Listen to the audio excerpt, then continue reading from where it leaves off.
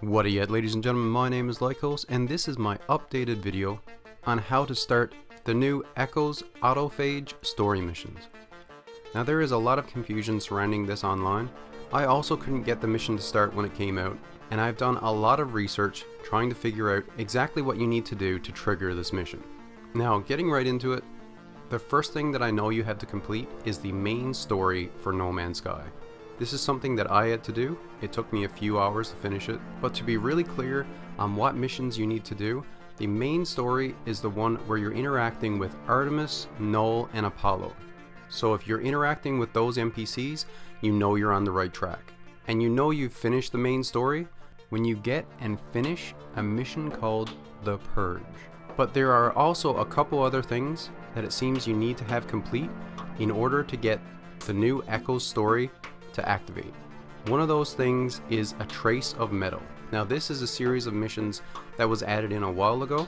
You need to have a settlement in order to do this, and it's the quest line where you're working on getting parts for your Minotaur mech. So once you're finished, you'll have all the parts to make your Minotaur mech into a Sentinel mech. And lastly, you need to do missions that were added in the Interceptor update. So for this, you need to go to a Desolate system, land on a Desolate planet. You're going to need to fight the Sentinels there. Specifically, I know that these Sentinels that look like this on the screen right now will give you the item that you need, and that item is an Echo Locator.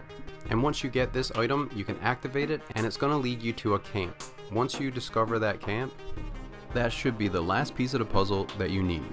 So to recap, you're going to need to finish the main story mission, which ends with the mission The Purge. You're going to need to have a settlement and do the mission A Trace of Metal in your settlement, which unlocks the Sentinel mech parts for your Minotaur mech. And finally, you're going to need to do the Interceptor content, where you unlock the camp where you can find the Sentinel multi-tools. Once you have all of those completed, it seems all you need to do then is just warp to a system and it should automatically activate. This is random, so I'm not sure, you might need to warp a couple of times, but it should just randomly activate for you if you have all of these things done.